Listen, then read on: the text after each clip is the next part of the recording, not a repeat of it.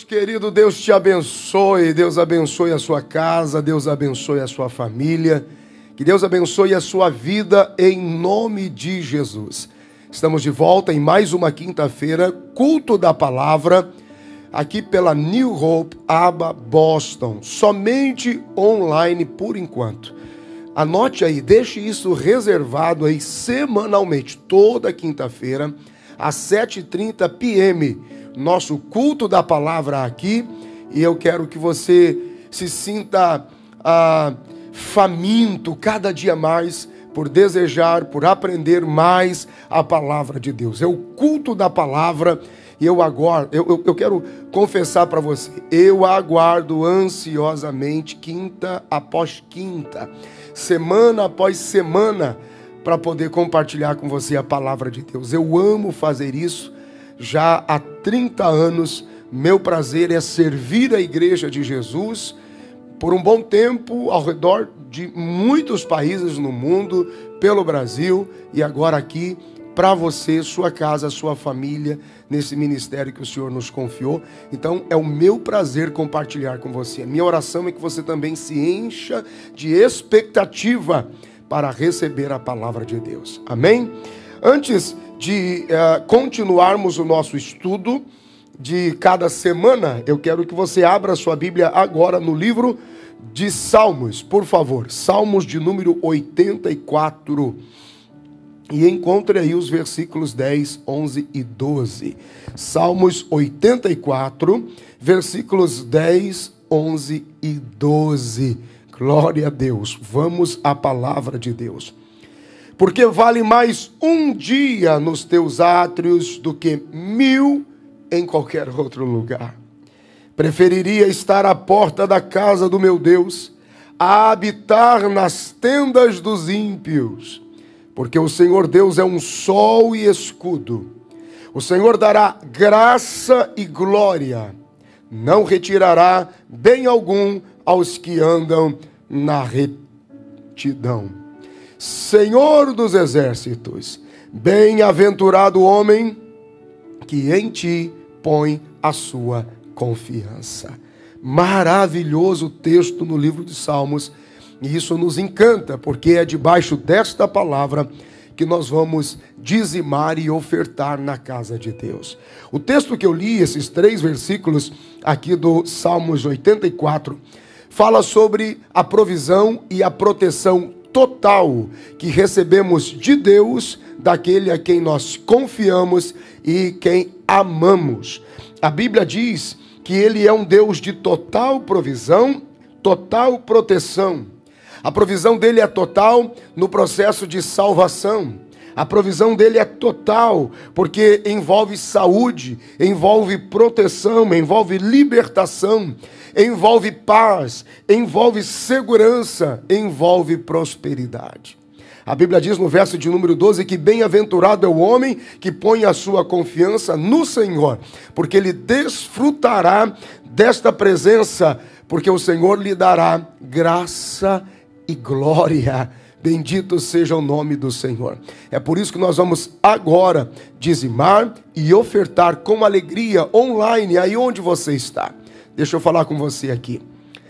Eu aconselho, é o que eu tenho feito nesses últimos dias. Você só deve dizimar e ofertar, você só deve contribuir com a igreja, com a casa de Deus, aonde você está, de onde você recebe o alimento. Você só deve ofertar e dizimar se você realmente acredita que foi Deus quem te ajudou. Esse é o segredo da contribuição. Não, pastor, eu não acredito em nada disso. Sou eu que trabalho, é a força dos meus braços, quem faz sou eu, e se eu não fizer, ninguém cuida de mim. Então eu te aconselho, você não deve dizimar e ofertar, não faça nenhum tipo de contribuição, não ajude ninguém, porque um Deus incapaz de lhe prover e lhe ajudar não merece o seu culto. Mas se você realmente acredita que foi Deus quem te ajudou, Faça a sua contribuição agora online. Especialmente membros da New Hope, Aba, Boston. É importantíssimo que você também ofereça a sua contribuição. E até os nossos membros virtuais que nos acompanham pela internet podem contribuir agora. Se você se sente grato pela palavra que você está recebendo, faça a sua contribuição e a sua oferta como gesto de generosidade pelo que você está recebendo de Deus. Aqui na parte de baixo do vídeo você tem um número de telefone. É nesse número de telefone que você vai dizimar, ofertar, vai fazer o seu envio online. Você tem que registrar esse número de telefone e enviar um texto de mensagem com a palavra give. Se você fizer isso pela primeira vez, tem um pequeno cadastro, muito rápido, para você registrar o seu cartão de crédito ou débito. Se você já tem um número registrado, é só enviar um texto de mensagem com a palavra give. Vem a pergunta quanto você quer enviar e faça o seu envio com generosidade, com adoração. Aqui do lado tem também o QR Code. Você pode simplesmente aproximar a câmera do seu celular, vai abrir um link e você pode fazer o seu envio. Que Deus te abençoe no nome de Jesus. Eu quero agradecer a todos que entenderam este tempo novo neste ministério que Deus levantou aqui em toda a região de Boston. Eu quero agradecer a você que tem tornado este ministério possível. Estamos crescendo com excelência e responsabilidade pelas suas contribuições. Faça agora a sua contribuição, que Deus te abençoe, no nome de Jesus.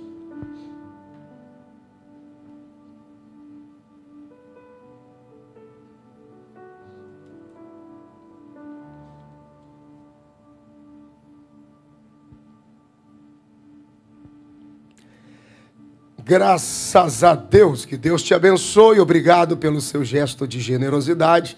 Lembre-se, se você faz a sua contribuição online e o seu cadastro está completo com e-mail e tudo mais, você recebe imediatamente, automaticamente um recibo aí no seu e-mail da sua generosa contribuição. Deus te abençoe no nome de Jesus.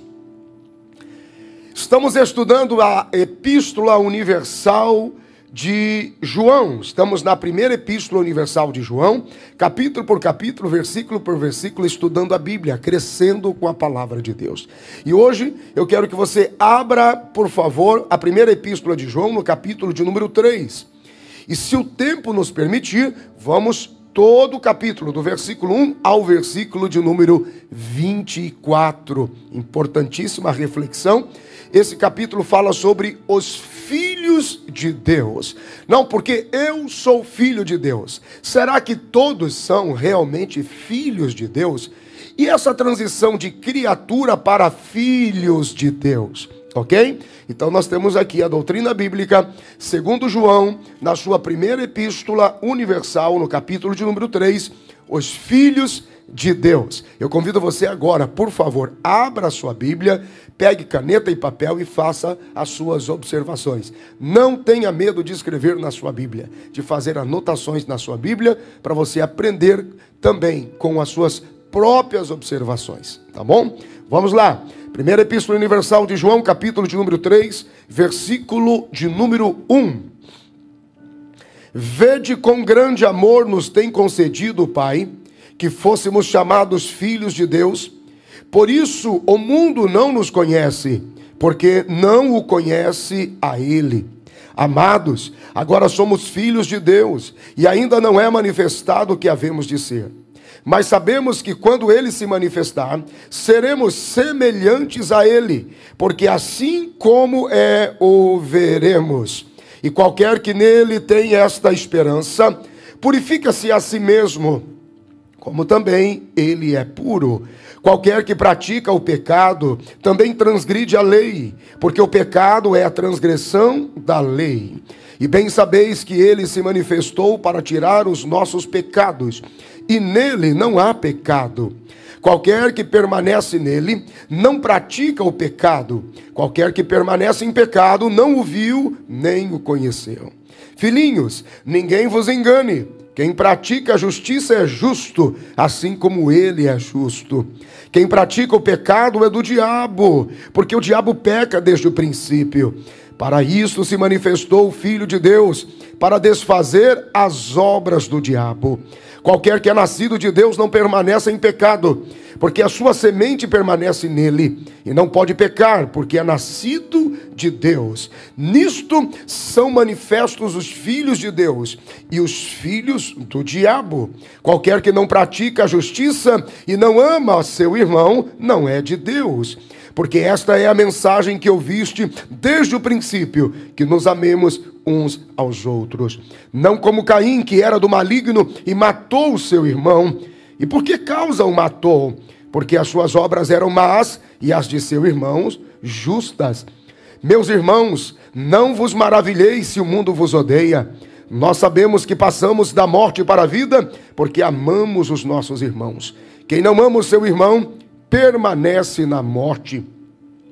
Qualquer que odeie o seu irmão é homicida, e vós sabeis que nenhum homicida tem a vida eterna permanecendo nele. Conhecemos o amor nisto, que ele deu a sua vida por nós, e nós devemos dar a vida pelos irmãos. Quem, pois, tiver bens no mundo, e vendo seu irmão necessitado, lhe fechar as suas entranhas, como reside nele o amor de Deus? Meus filhinhos, não amemos de palavra, nem de língua, mas em obra e em verdade. E nisto conhecemos que somos da verdade, e diante dele estaremos seguros em nossos corações. Porque se o nosso coração nos condena, maior é Deus do que o nosso coração, e conhece todas as coisas. Amados, se o nosso coração não nos condena, temos confiança para com Deus.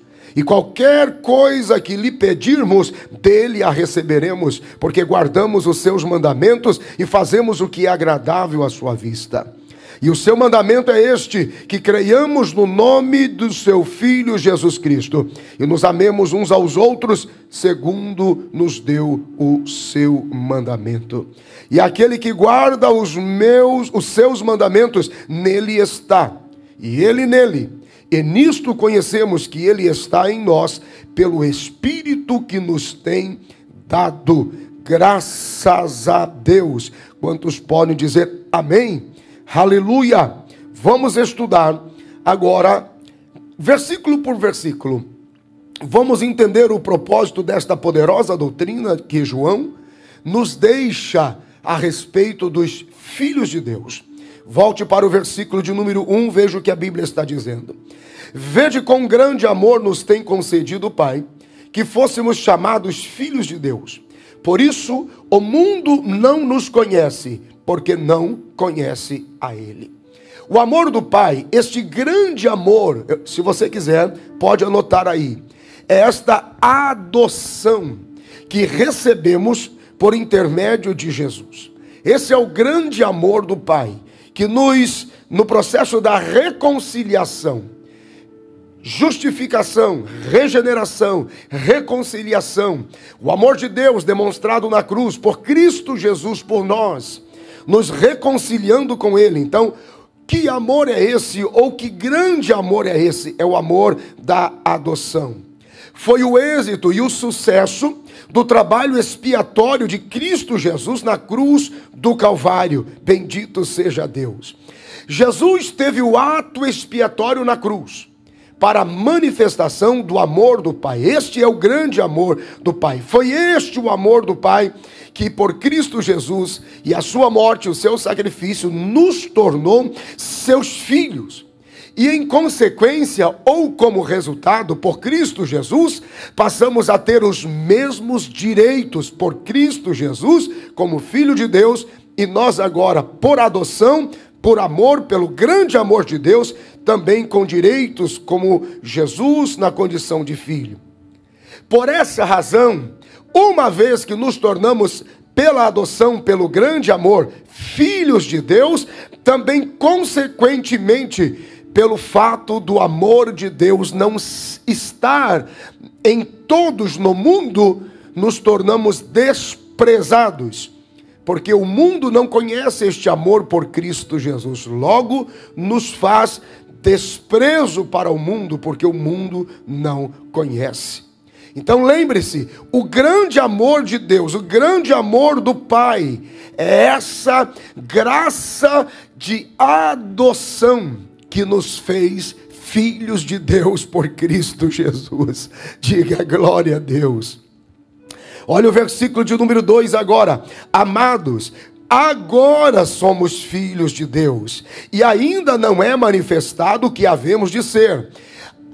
À medida que nos entregamos a Jesus, nos reconciliamos com Deus pelo seu sacrifício expiatório na cruz do Calvário, então sim nos tornamos agora filhos de Deus. E, diz João, ainda não é manifestado o que havemos de ser, mas sabemos que quando ele se manifestar, seremos semelhantes a ele, porque assim como ele é, o veremos. Bendito seja o nome do Senhor. Veja que ainda não se manifestou aquilo que nós havemos de ser, aquilo que será manifestado em semelhança a ele. Do que João está falando? João está falando da ressurreição e da glorificação. Segundo, João está falando da imortalidade e da autoridade. Esta sobrenatural semelhança, bendito seja o nome do Senhor. Ainda não está manifestado, mas já sabemos de antemão o que seremos, o que nós vamos ser. O que seremos? Seremos semelhantes a ele na ressurreição, na glorificação, na imortalidade e na autoridade, porque Jesus nos devolveu, Jesus elevou a natureza humana, nos dando de volta pela herança, agora nos trazendo de volta, nos restituindo a filiação eterna e sobrenatural de Deus. Se você puder voltar um pouquinho atrás com a sua Bíblia, vá nos Salmos de número 8 agora. Dá uma olhadinha para você entender essa elevação que Cristo, por sua vida e ministério, aleluia, a sua vitória na carne, a sua vitória sobre o mundo. Veja, ele nos reconciliou e nos devolveu ao status de filhos de Deus. Olha os Salmos de número 8, versículo de número 1, abra a Bíblia. Vamos juntos.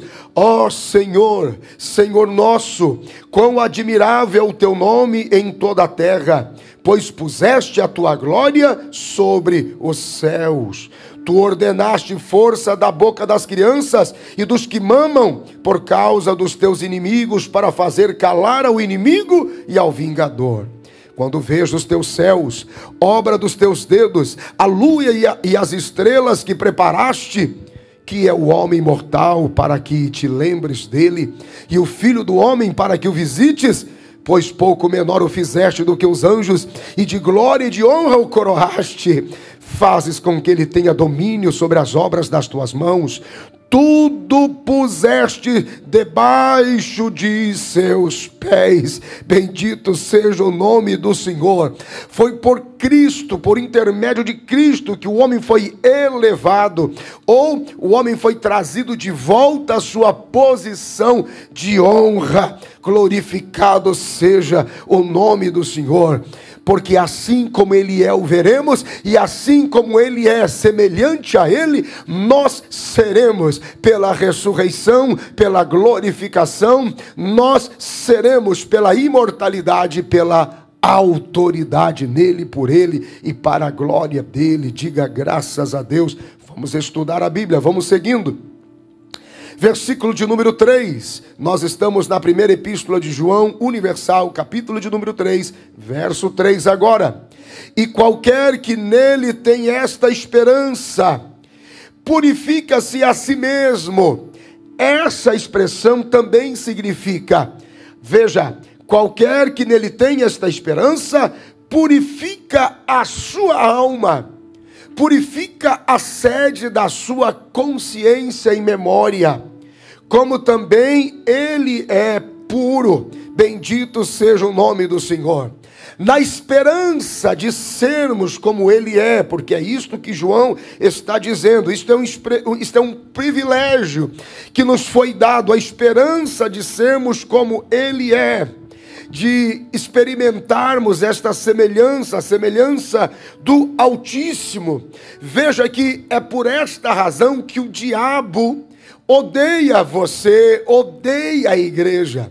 É por essa razão que Lúcifer fez de tudo para ofuscar esta experiência, esta oportunidade, esta graça, porque seremos semelhante a Ele. E o processo da garantia dessa semelhança é a purificação da nossa alma. Bendito seja o nome do Senhor.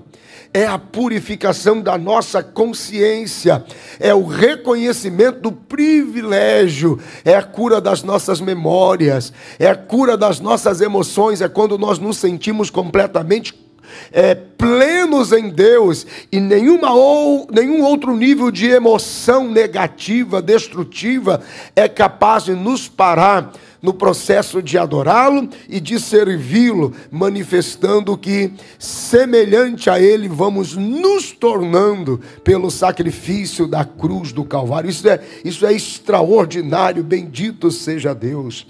Veja agora o versículo de número 4, eu me apaixono, eu não sei você aí do outro lado, eu não sei como você lê a Bíblia, como você entende isto, mas é tão glorioso o processo de Deus em nos reconciliar por Cristo, em nos tornar agora num processo de semelhança a Ele, restituindo e elevando, trazendo de volta o homem a um nível de filiação, segundo o propósito para o qual nós fomos gerados. Oh, bendito seja o nome do Senhor. Olha o versículo de número 4, irmãos. Qualquer que pratica o pecado também transgride a lei. Essa expressão, transgredir a lei, você lê ela assim também. Qualquer que pratica o pecado, pratica a injustiça. Ponto e vírgula. Olha a segunda expressão. Porque o pecado é a transgressão da lei, ou o pecado é a prática da iniquidade. O que é iniquidade, pastor? Iniquidade é tudo aquilo que você faz, que você pratica, e Deus não pode participar. E Deus não pode estar presente. É como se você tentasse, se é que isso fosse possível, se esconder de Deus. É toda a prática, é todo delito, é toda atitude, é toda a movimentação em que você tem a estúpida impressão de que Deus não está vendo ou Deus não pode participar. Veja, prática da injustiça, transgressão ou prática da iniquidade. Meu Deus do céu, aqui está a motivação de todos aqueles que vivem na prática do pecado. Então, o pecado, na sua singularidade, escreva isso, o pecado, na sua singularidade, aponta para a natureza do pecado em si. Então o problema não é a natureza do pecado, mas o problema são as práticas dos pecados. Quando nós permitimos que no desequilíbrio dos nossos instintos, nós nos afastamos de Deus pela prática da iniquidade, pela prática da injustiça. Escute isso, aqui começa já a ficar claro a diferença entre os que são filhos de Deus e os que definitivamente não são filhos de Deus. A prática da iniquidade, a prática da injustiça, pelo desequilíbrio dos instintos e as práticas de muitos ou dos pecados, porque a singularidade do pecado que opera em nós é uma coisa, mas permitir que esta natureza do pecado dê vazão às práticas dos pecados, vai então nos caracterizando como não filhos de Deus, e sim filhos e servos de Satanás, do diabo. É forte a expressão, mas é isso que o texto está dizendo. E se você se assusta com o que ouve, clame pelo sangue de Jesus agora. Aleluia. Os atos dos pecados fazem essa distinção. São as diferentes práticas dos pecados, em suas diferentes classificações, que têm como origem o desequilíbrio dos instintos. Falamos muito sobre isso nas primeiras semanas de ministração, aqui na Epístola Universal de João. Eu recomendo que você volte às últimas ministrações e assista novamente. Versículo 20, versículo 5, 5. E bem sabeis que ele se manifestou para tirar os nossos pecados, e nele não há pecado. Veja que coisa interessante. Ele se manifestou para tirar, ele se manifestou para apagar as práticas dos pecados.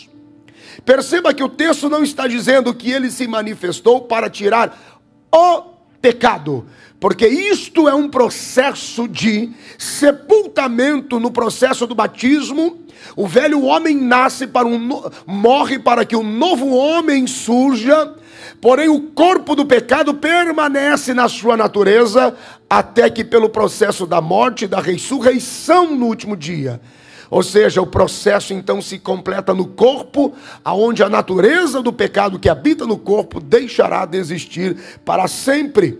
Então é isso a certeza que nós temos, que a manifestação dele foi para tirar os nossos pecados, porque se estamos nele, não há pecado nele, e esta é a razão da manifestação de Jesus. Aleluia!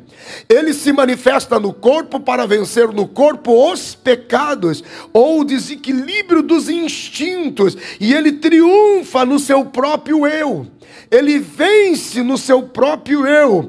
Então, biologicamente, ele não teria que provar nada, mas ele não poderia ter pecado algum. Então ele vem na natureza do corpo humano, no corpo da natureza do pecado, sem as práticas do pecado, para provar que é possível seguir, ainda que no corpo do pecado, viver limpo, sem as práticas do pecado.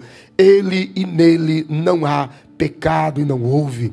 Agora veja o versículo de número 6. Qualquer que permanecer nele não pratica o pecado. Qualquer que permanece em pecado não o viu, nem o conheceu. Porque a ausência dele, o distanciamento dele, o afastamento da palavra, da comunhão junto dele, é automaticamente razão e motivo para o desequilíbrio dos instintos, e então a prática imediata do pecado. Meu Deus, então significa que é possível ficar sem a prática dos pecados? Sim, a Bíblia diz, basta permanecermos nele. E isto não fala de perfeição ou de perfeccionismo, mas está ligado diretamente à atitude de retidão, que é a característica do justo. Não significa que você não deixará de ser tentado, pelo contrário, diariamente, todos os dias, em todo tempo, haverá uma ação de tentação sobre você e a sua vida. Porque a tentação, ela não dura muito tempo, mas também ela não acaba nunca. Porque é o corpo do pecado sendo tentado dar vazão às práticas do pecado através do desequilíbrio dos instintos. Ok? Então, se você permanece nele, aqui está o segredo da retidão. Pastor, mas eu sou pecador. A todo dia eu cometo um delito na forma de pensar, com o que eu digo, com o que eu penso, naquilo que eu ouço, com coisas que eu pratico ou me envolvo. Mas aqui está a atitude e o princípio da retidão, que é no imediato momento em que o seu delito foi praticado, você então se aproxima de Deus com uma consciência limpa, dizendo: errei, pequei, Senhor, falhei, Senhor. A partir do momento que você reconhece a atitude, o princípio da retidão, reconciliação, restituição está acontecendo, e aquilo que é confessado e deixado para Deus é como se nunca tivesse existido, porque o sangue de Jesus Cristo, aleluia, nos purifica de todo o pecado. Glorifica o Senhor. Isto é forte, isto é poderoso, bendito seja o nome do Senhor. Então aqui temos algumas verdades, como por exemplo, exemplo, aquele que o ama e aquele que permanece nele, ele tem cada vez mais chances de não cometer delitos e não praticar pecados. Meu Deus do céu, ele é o nosso equilíbrio, é ele que nos alinha. Bendito seja o nome do Senhor. Permanecendo nele, evidenciamos o autêntico novo nascimento. Bendito seja o nome do Senhor. O Espírito Santo está em nós, habita em nós, ativos em nós. Precisamos da presença do Espírito Santo, confirmando em nós o novo nascimento, para permanecermos nele e não nos tornarmos vacilantes no desequilíbrio dos nossos instintos e na prática do pecado. Eu amo a interpretação bíblica simples. Vamos comigo, versículo de número 7. Filhinhos, ninguém vos engane. Quem pratica a justiça é justo, assim como ele é justo. Aleluia! Característica dos filhos de Deus é a prática da justiça. O contrário disso é a manipulação, é o engano. É uma questão de estilo de vida. Ser justo e praticar a justiça é algo natural na vida dos filhos de Deus. A injustiça é a unção liberada sobre o mundo e aqueles que se tornaram escravos do mundo. E o justo, ele pratica a justiça, mesmo que aparentemente pareça injusta com ele. Mas ele não será injusto por causa da injustiça do mundo. Mas como filho de Deus, mesmo que pareça injusto a reação contra ele, ele se manterá justo, porque a justiça abençoa a maioria pela minoria. E você diz, poxa, que preço eu estou pagando? Mas se a justiça é justa porque salvou a muitos e abençoou a maioria, o justo tem a prática da justiça porque ele é justo. Olhe comigo o versículo de número 8 agora. Olha aí para a sua Bíblia. Quem pratica o pecado é do diabo, porque o diabo, escute isso, peca desde o princípio. E foi para isto que o Filho de Deus se manifestou, para desfazer todas as obras de Satanás. Meu Deus, olha só, há uma atitude, há uma ação de pecado e uma escravidão de prática do pecado, porque o diabo assim o faz, ele peca desde o princípio. O diabo, ele procura na atitude de justiça, porque você precisa conectar o versículo 8 com o versículo 7 anterior. O diabo procura aqueles que estão na prática da justiça para os expor na sua humanidade. Porque se ele conseguir fazer com que um justo na prática da justiça peque contra Deus e contra o seu irmão, ele vai dar muito valor às trevas, ele vai dar muito valor aos seus atos de injustiça no mundo. Por isso que existe uma ação de tentação acirrada sobre aqueles que estão em prática de justiça. O diabo, ele foi pecador desde a sua criação. Então quando ele vê às vezes você se assusta dizendo, por que aquele homem que ora tanto, por que aquele marido que é tão fiel, por que aquele filho que é tão sincero para com os seus pais, por que aquele obreiro, por que aquele empresário, justo ele, porque ele?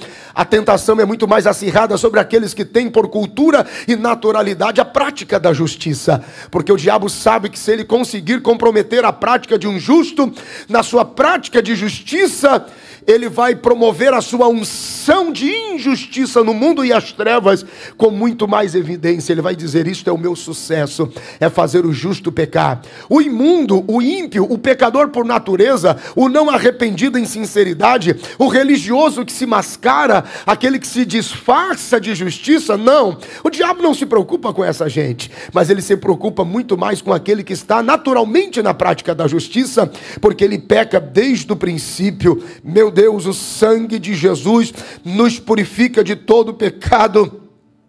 Mas a Bíblia diz ainda no versículo de número 8, que mesmo assim, quaisquer que forem as práticas da injustiça ou a prática do pecado, foi para isso, aleluia, que o Filho de Deus Jesus se manifestou, para desfazer todas as obras de Satanás, para desfazer todas as obras de Satanás. Jesus veio trazendo a obra da redenção. Ele veio como remidor para pagar o preço e para nos reconciliar com Deus. Ele veio para nos reconciliar na nossa estrutura física. Ele veio para nos reconciliar através da cura das enfermidades e do perdão completo do corpo, da alma e do espírito.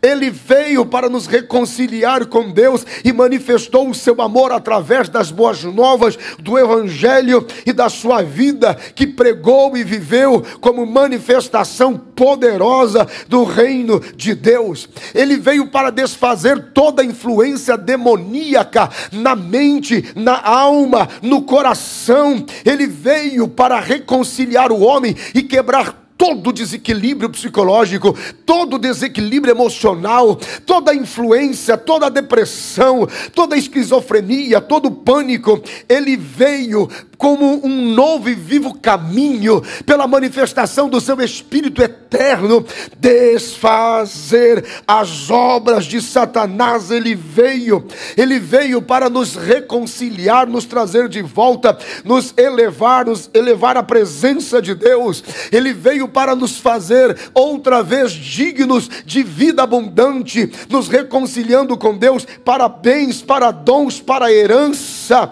Ele veio e através do seu sangue, por sua graça e pelo poder da fé, nos reconciliar com Deus e desfazer todas as obras de Satanás. Enquanto eu ministro aqui agora, eu estou liberando na sua casa, na sua família, na sua vida, o poder de Jesus que perdoa e reconcilia. Receba na sua vida agora o poder do sangue de Jesus. Receba na sua vida agora o poder da graça de Jesus. Receba na sua vida agora o poder da fé, por intermédio da palavra que te reconcilia com Deus.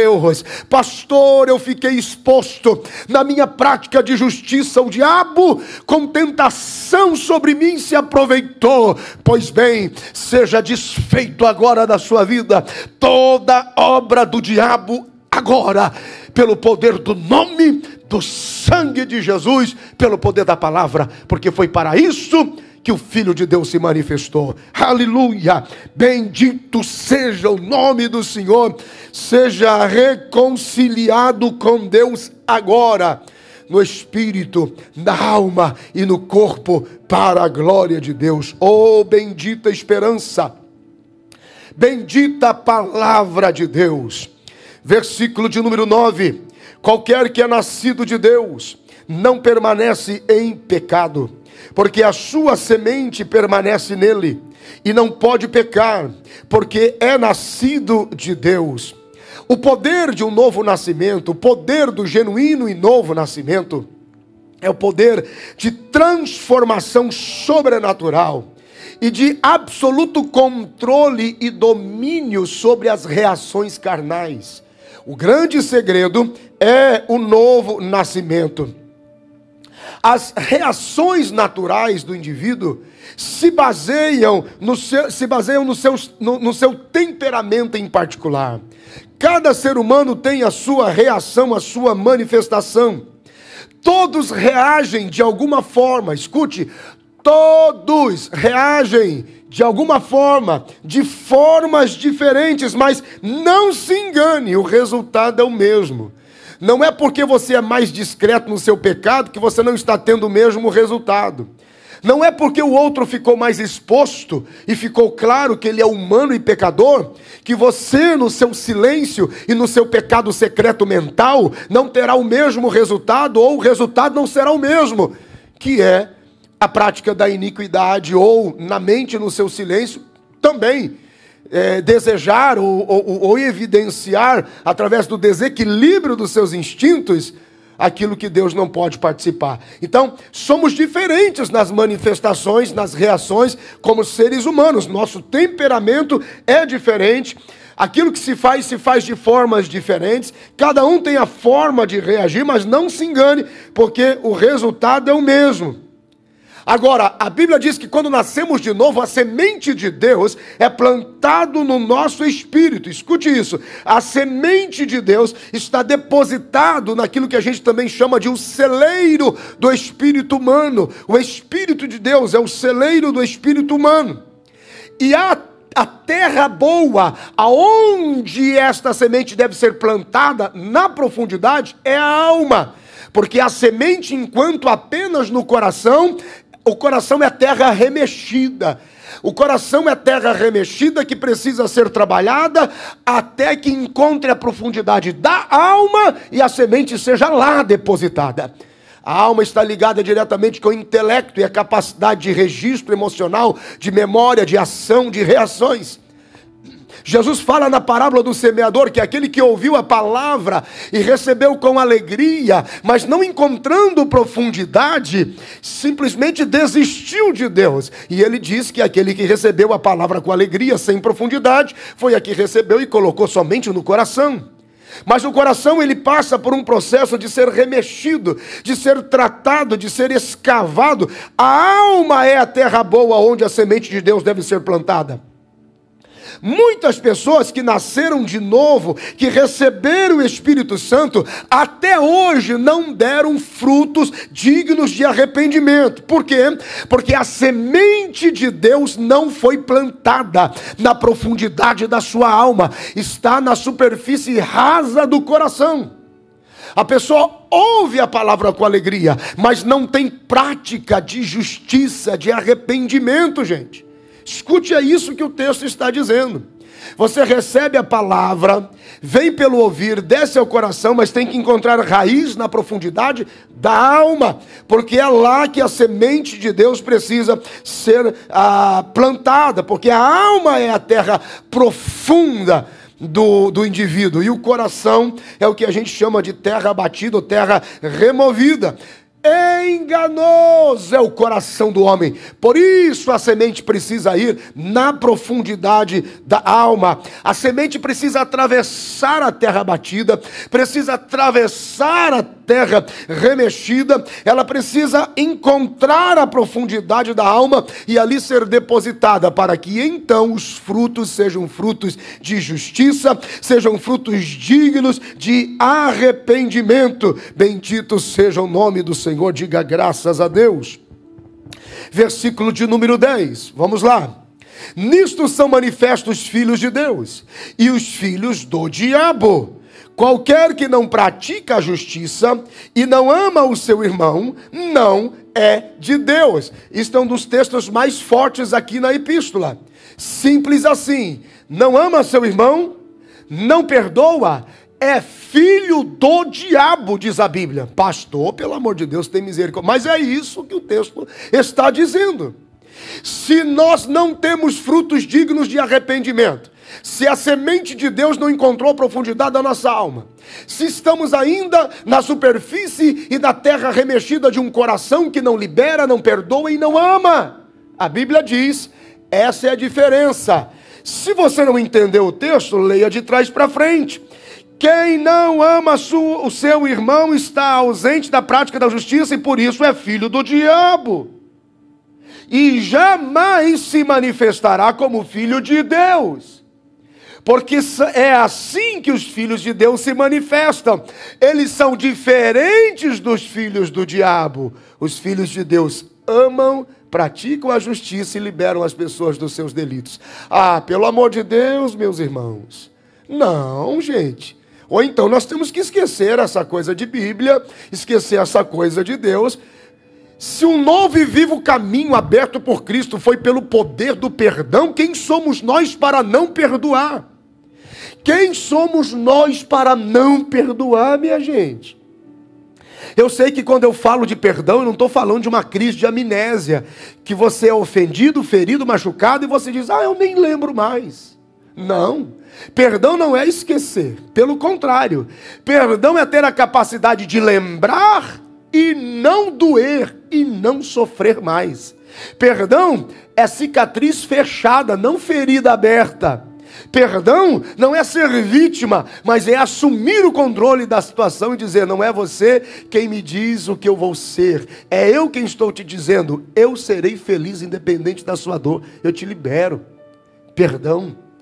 Quando Jesus ensina a oração do Pai Nosso em Mateus, no capítulo de número 6, a partir do versículo 9, Senhor, como é que a gente ora, como é que a gente sobrevive a isso?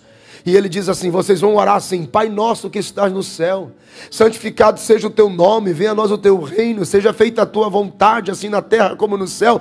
O pão nosso de cada dia nos dai hoje. Perdoe as nossas ofensas, assim como nós perdoamos aqueles que nos ofenderam. O que esta oração está dizendo? Faz na minha vida tudo o que eu estou desejando sobre as pessoas que me maltrataram. E talvez você não saiba, mas todo juízo, dor e todo desejo de vingança que você está oferecendo ou alimentando em relação às pessoas que te feriram, está caindo sobre você. O que é que você desejou para a pessoa que te feriu? A mão de Deus vai matá-lo, quem está morrendo é você. A mão de Deus vai pesar sobre ele, está pesando sobre você. Ele vai perder tudo, quem está perdendo é você.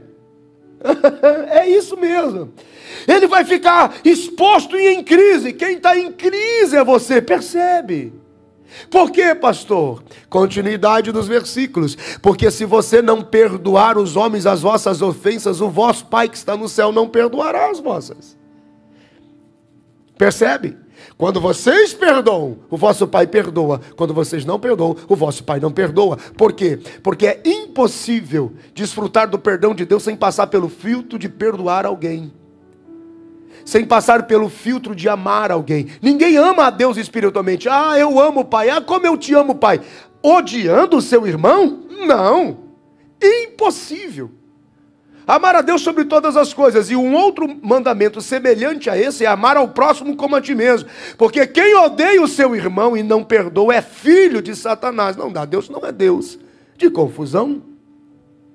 Você precisa liberar as pessoas que te ofenderam e perdoar e amar incondicionalmente. Qual é o segredo de perdoar? Você tem que ter 3 coisas em mente. Primeiro, faça uma lista, pega um pedaço de papel e começa a escrever tudo aquilo que você acha que a pessoa que te ofendeu e te maltratou é. Escreva aí. Ela é perseguidora, ela é mentirosa, ela é violenta, ela é estúpida, ela é omissa, ela é antiética, ela não tem escrúpulos, ela não tem palavra. Escreva. Ela é manipuladora, ela é orgulhosa. Escreva tudo o que você acha que a pessoa que te feriu é. Escreveu? Escreva. Se quiser pausar o vídeo, pausa e escreva. Quando você lê a lista, você vai ter uma surpresa. A pessoa que te ofendeu, ela é muito parecida com você. Ela é tão humana quanto. A gente só tem diferença nos temperamentos, mas o resultado é o mesmo. Poderia ter sido você o ofensor, mas talvez nesse instante você foi o ofendido. Então, quando você faz isso em primeiro lugar, você cria uma identificação de humanidade com a pessoa que te ofendeu. Aí você consegue entender o que a cruz significa. Então você, identificando a humanidade da outra pessoa, você começa a sentir capacidade e condições de perdoar, porque pode ser você, poderia ser você, ela é igual a você. Segundo, pare de alimentar o desejo de vingança, porque não pertence a você. Pare de ficar esperando a queda, a ruína, a vergonha, a humilhação. Enquanto você está lamentando, esperando ruína, você não sabe. A pessoa que te ofendeu pode já no coração ter dito: Deus, eu me arrependo da maldade que eu cometi. Você não sabe. Ela precisa de Deus tanto quanto você. Se Jesus é o nosso advogado, quando eu e você acusamos alguém sendo o diabo acusador, que espírito opera em nós? O espírito de Satanás. Pare de esperar juízo, justiça. Pare de esperar um momento para você dizer: está vendo? Deus foi comigo e desgraçou a vida dela. Para com isso. Não faça isso. Você realmente quer perdoar? Identifique a humanidade da pessoa. Você realmente quer perdoar? Segundo, pare de esperar justiça. Não diz respeito a você. A vida é vida para ser vivida e as lições de cada um terão suas lições. Terceiro, segundo a palavra de Deus, ore. Pai, Perdoa as minhas ofensas como eu perdoo aqueles que me ofenderam. Ore para que as pessoas que te ofenderam sejam muitas vezes e infinitamente mais prósperas e abençoadas do que você. Porque tudo aquilo que você desejar sobre eles de bênção, virá primeiro sobre a sua vida, virá primeiro sobre você. É este o segredo, é isso que o texto está dizendo. É assim que se manifestam os filhos de Deus. Versículo 10, olha para a Bíblia. Os filhos e os filhos do diabo. A manifestação dos filhos de Deus é a prática da justiça amando o seu irmão. E a manifestação dos filhos do diabo é a prática da injustiça odiando o seu irmão. E todo aquele que odeia e não ama o seu irmão não é de Deus. É a prática da justiça e a prática da injustiça. É o amor de Deus em nós que nos distingue dos filhos de Satanás. Meu Deus, Jesus é a tua palavra, eu te dou glória, porque a tua palavra nos ensina. Bendito seja o nome do Senhor. Aqueles que não amam o seu irmão são incapazes de permanecer em Deus. É por isso que a oração é angustiante, a relação com Deus é frustrada, não é autêntica, não é real, porque não está em Deus, porque não ama, porque não perdoa com legitimidade. Meu Deus do céu, não sei o que você está recebendo aí do outro lado, mas algo está sendo quebrado aqui agora nessa ministração. Uma interpretação bíblica simples, mas genuinamente bíblica, sem rodeios ou privilégios. Escute isso. Olha o versículo de número 11. Porque esta é a mensagem que ouviste desde o princípio, que nos amemos uns aos outros. Esse é o mandamento, esta é a mensagem. As boas novas de Deus é o amor de um para com o outro. Bendito seja o nome do Senhor. Tem muita gente construindo matéria, coisa física, prédio. Tem gente que constrói, tem pastor que constrói igreja grande e não ama seus filhos, não ama sua igreja, não ama os seus perseguidores. Tem gente que constrói casa grande, mas não ama sua família, não ama seus irmãos, não perdoa seus cunhados, não perdoa seus irmãos. Meu Deus do céu, gente! Este é o mandamento desde o começo, que nos amemos uns aos outros. Versículo de número 12. Não como Caim, que era do maligno e matou o seu irmão. E por que causa o matou? Porque as suas obras eram más e as de seu irmão justas. E essa experiência de Caim aqui é muito forte. Caim odiou seu irmão, porque a sua oferta foi aceita perante o Senhor. Qual foi o problema? Mas Caim trouxe a oferta do fruto da terra, mas não trouxe como primícia. Ele trouxe quando quis, na hora que quis, e nos últimos instantes, e nos últimos momentos, e ao cabo de dias. Do que nós estamos falando aqui? Nós estamos falando de culto. Quando a Bíblia fala de ofertou, apresentou diante de Deus, significa que nós estamos falando de culto. Veja que João está nos chamando a atenção, dizendo que a prática maior da ausência de filhos de Deus, meu Deus do céu, isso é muito, gente, isso é muito forte. A ausência de filhos genuínos de Deus e a manifestação terrível dos filhos do diabo são mais fortes em ambiente de culto do que em ambiente de mundo. A Bíblia diz que tem filhos de Satanás frequentando cultos em igreja e oferecendo a Deus até que são primícias. São primícias, mas são primícias tardias, a cabo de dias, porque não perdoam os seus irmãos. Significa que um culto é tão forte, que ele tem a capacidade de revelar filhos de Deus e filhos do diabo, porque a maior prática de assassinato, a maior manifestação de assassinos relacionais como irmãos acontece em ambiente de culto. Pelo amor de Deus, gente, como é que pode? Vocês estão aí? É muito forte isso. Olha isso aqui, é no ambiente de culto. Ele matou o irmão num ambiente de culto, no momento de oferta. Olha o versículo 13. Meus irmãos, não vos maravilheis se o mundo vos odeia.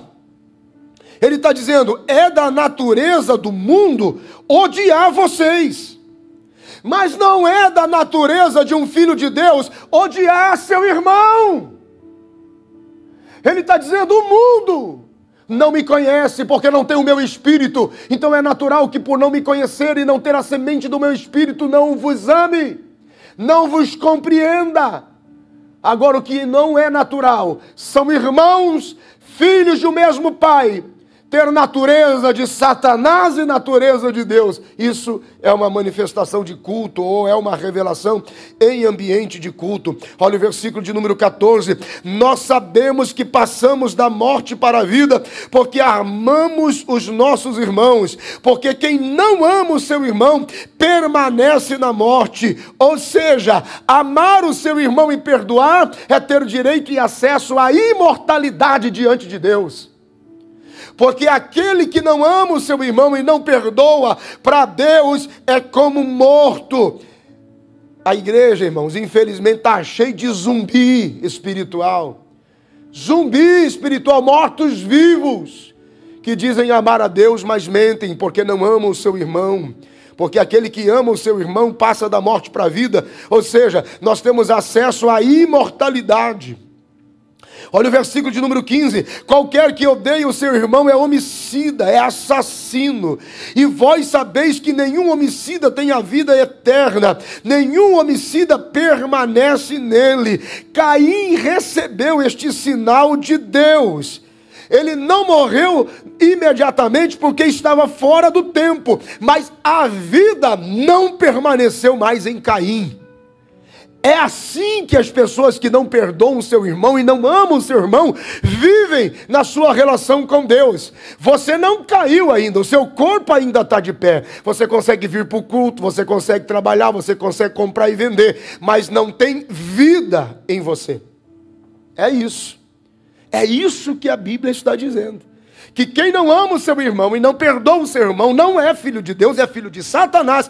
E ainda que esteja de pé, porque foi essa a condição de Caim. Ele permaneceu vivo porque o tempo do seu corpo em cair chegaria. Mas a vida de Deus não estava mais nele. Gente, isso é muito forte. Versículo 16, conhecemos o amor nisto, que ele deu a sua vida por nós, e nós devemos nos entregar como serviço, como vida, nos entregar aos nossos irmãos. O Senhor está dizendo que a nossa vida em prol dos nossos irmãos é um investimento. Bendito seja o nome do Senhor. Por que investimento? O que é investimento, gente? Quando você investe um dinheiro, o que significa quando você investe um dinheiro? Você pode ter o direito de tê-lo de volta com juros ou com benefícios acrescidos, com benefícios a mais. Significa que você não pode esperar nada, você nem deve esperar nada, mas muito mais ainda, você não pode esperar nada de algo que você não investiu. Você não pode ter o direito de receber de volta, mas o investimento da vida por alguém é viver, sim, na expectativa de ter o direito, pelo menos, a sua própria vida de volta. É investir. Jesus disse, eu posso dar a minha vida e posso tomar a minha vida, porque o meu investimento me dá essa autoridade, me dá este poder. Então, é um chamado, eu gosto dessa expressão, ó, escreve isso. Eu e você somos chamados para sermos o Cristo na vida de alguém. Meu Deus. Ai, Jesus. Tem alguém aí? Ei, meu pai, esposo que me ouve, marido que me ouve, antes de qualquer atitude, você foi chamado para ser um Cristo na vida da sua esposa. Esposa, você foi chamada para ser um Cristo na vida do seu marido. Pais, mãe, pai, vocês foram chamados para ser um modelo de Cristo para os seus filhos. Você individualmente também, nas suas relações de amizade, foi chamado para ser um Cristo na vida das pessoas. É o investimento da sua vida em manifestar a graça de Deus, um Cristo para a sua família, um Cristo para o seu pai, para a sua mãe, um Cristo para a nação, um Cristo para as pessoas que estão à sua volta. Bendito seja o nome do Senhor. E assim sabemos que somos filhos de Deus. Olha o versículo 17: quem pois tiver bens do mundo e vendo o seu irmão necessitado, lhe cerrar as suas entranhas, como reside nele o amor de Deus? Rapaz, isso aqui é muito forte, porque João está denunciando a avareza, e ele faz uma comparação, porque se você não prestou atenção no texto, ele está comparando que não é muito diferente o pródigo do avarento.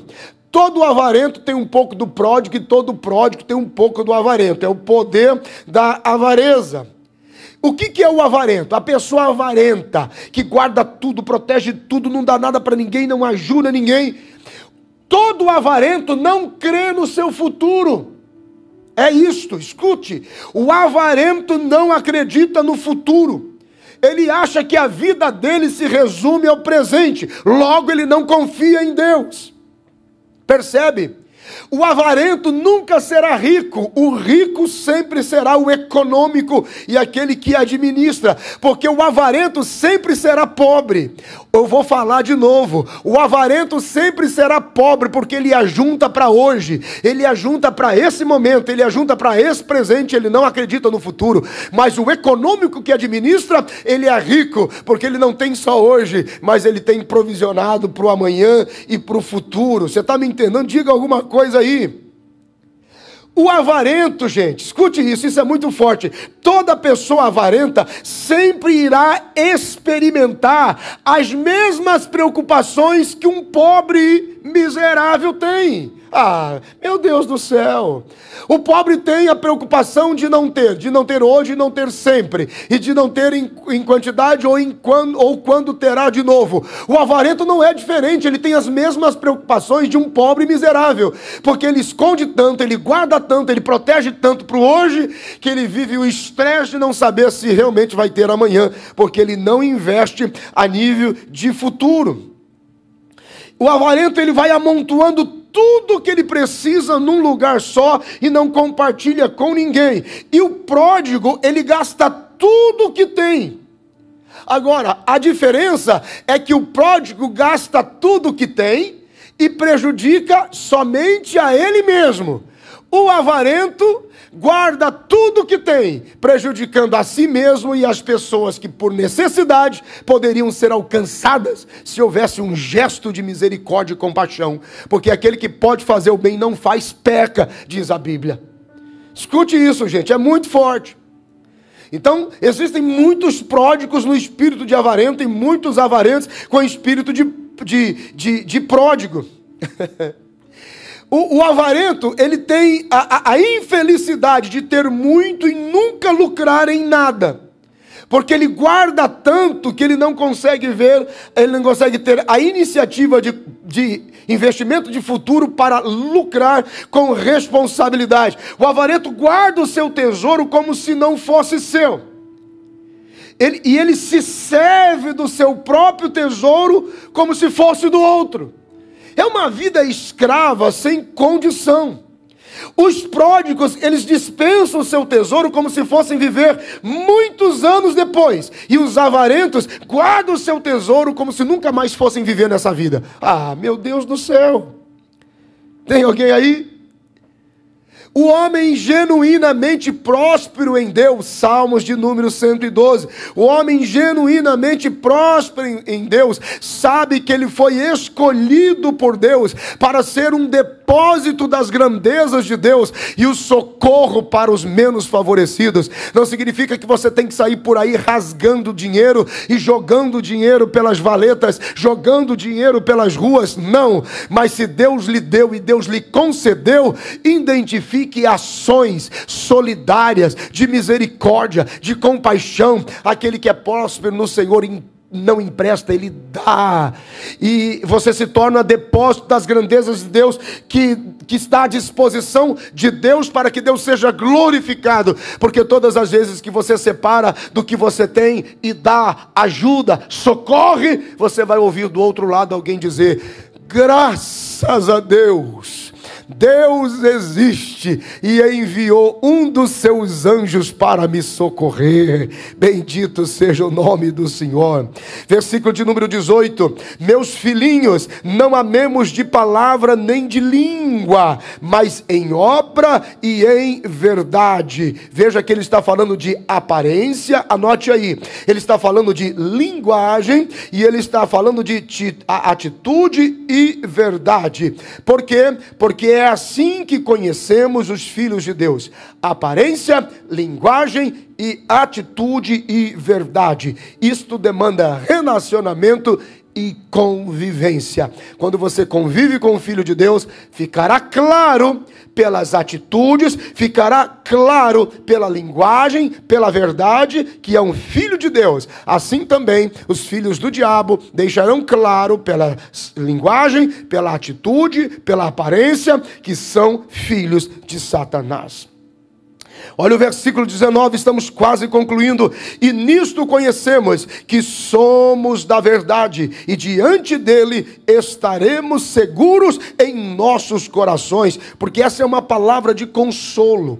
O coração é enganoso. O selo de Deus no nosso espírito é como uma autorização de funcionamento e de funcionamento autorizado para fluir em Deus com frutos dignos de arrependimento. Agora, o nosso coração pode nos trair, mas muito maior do que o nosso coração é Deus. Olha o versículo de número 20. Porque se o nosso coração nos condena, maior é Deus do que o nosso coração, porque Ele conhece todas as coisas. Deus é muito maior do que o nosso coração e muito maior do que as atitudes do nosso coração.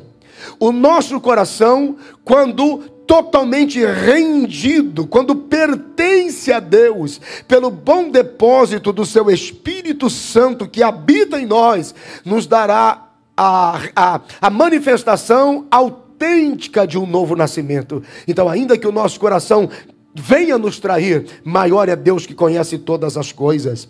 Olha o versículo de número 21. Amados, se o nosso coração não nos condena, temos confiança para com Deus, porque Deus e Jesus diante do Pai, na advocacia celestial, é o nosso advogado por excelência, que nos defende diante de Deus, que nos defende diante do Pai. Bendito seja o nome do Senhor.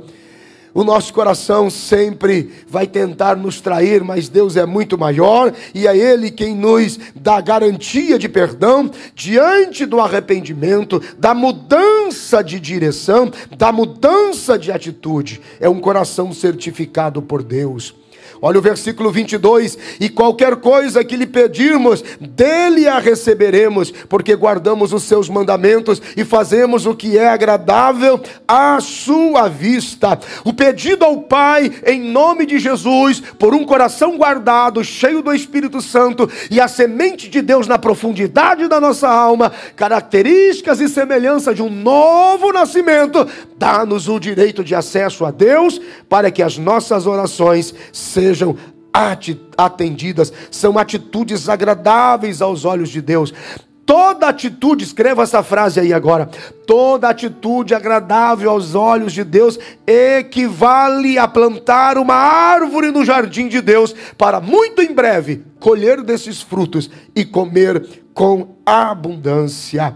Versículo de número 23, e o seu mandamento é este, que creiamos no nome de seu Filho Jesus Cristo, e nos amemos uns aos outros, segundo nos deu o seu mandamento. E aqui nós começamos a concluir.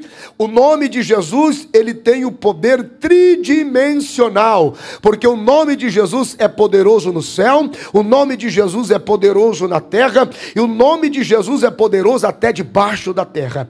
E neste nome, no nome de Jesus, nós invocamos a capacidade, a condição de manifestação do reino de Deus, porque o nome de Jesus é a chave, e a manifestação deste reino se dará pela capacidade de amar e perdoar. E por último agora, concluindo então, o versículo de número 24. E aquele que guarda os seus mandamentos está nele, e ele nele. E nisto conhecemos que ele está em nós, pelo Espírito que nos tem dado. Bendito seja o nome do Senhor. É por intermédio do Espírito Santo de Deus que nos foi dado, nessa plenitude agora do derramar, não como no Antigo Testamento, que era apenas por porções esporádicas e temporárias sobre indivíduos específicos. Não, agora o derramar deste Espírito é um derramar pleno, na sua totalidade, na sua força. Deus não tem um corpo físico para que a gente possa abraçar. Deus não tem um corpo físico para que nós possamos tocar, mas Ele nos deu irmãos e família. E é aqui que então, quando nós perdoamos, quando sorrimos, quando abraçamos, nessa atitude de manifestar o reino, esse enchimento do Espírito Santo, são nessas atitudes de amor e perdão que nós manifestamos ao mundo o reino de Deus, a natureza dos filhos de Deus, e não mais os filhos do diabo. E a Deus seja a glória para sempre. Fecha os teus olhos, aonde você está aí na sua casa, é a hora da oração. Vamos falar com Deus. Pai, no nome de Jesus, oramos agora como igreja, Senhor. Oramos agora e pedimos que o Senhor nos dê esta capacidade do bom depósito de Deus no nosso espírito, pelo enchimento do teu Santo Espírito, que vivamos com amor, que vivamos em atitude de perdão, porque quando perdoamos e quando amamos, manifestamos o amor de Deus, o reino de Deus, manifestamos Deus através de nós. Agora, pelo teu Espírito Santo, que não mais em porções, mas em plenitude, meu Deus, derramado e depositado sobre cada um de nós, habitando em nós, morando em nós. Oh, meu Deus, que o novo nascimento, que a grande obra de Cristo em graça nos permita habitar em Deus, pelo Espírito Santo de Deus, e manifestar este amor para com os nossos semelhantes, para com os nossos irmãos. Pai, eu te dou graças porque a tua palavra é maravilhosa, eu te dou graças porque a tua palavra é linda, eu te dou graças porque o Senhor tem levantado pessoas famintas por ouvir da tua palavra neste tempo. Obrigado, Senhor, porque agora eu entendo que este era o tempo de chegar, o tempo de manifestar a sua palavra. Seja para sempre glorificado o eterno e poderoso nome de Jesus. Amém, amém. E graças a Deus.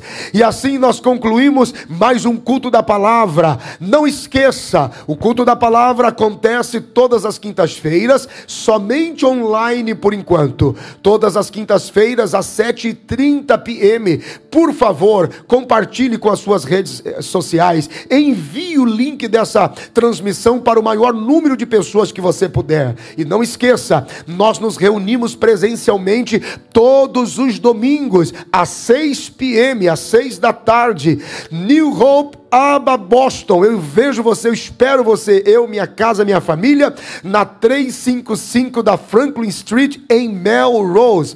355 Franklin Street, Melrose, 6 p.m., 6 da tarde, todo domingo é presencial. Eu estou lá orando por você. Deus está fazendo algo lindo no meio da gente, e eu te convido para conhecer, tá bom? Que Deus te abençoe, que o Senhor te abençoe e te guarde, que o Senhor levante o rosto dele sobre você e tenha misericórdia de você, que o Senhor sobre a sua vida levante o rosto e guarde você em paz, e que o amor de Deus, a graça de Jesus, a comunhão do Espírito Santo, aleluia, permaneça para sempre com você, sua casa, sua família, desde agora e para sempre. E a gente diz amém. Te vejo domingo presencialmente.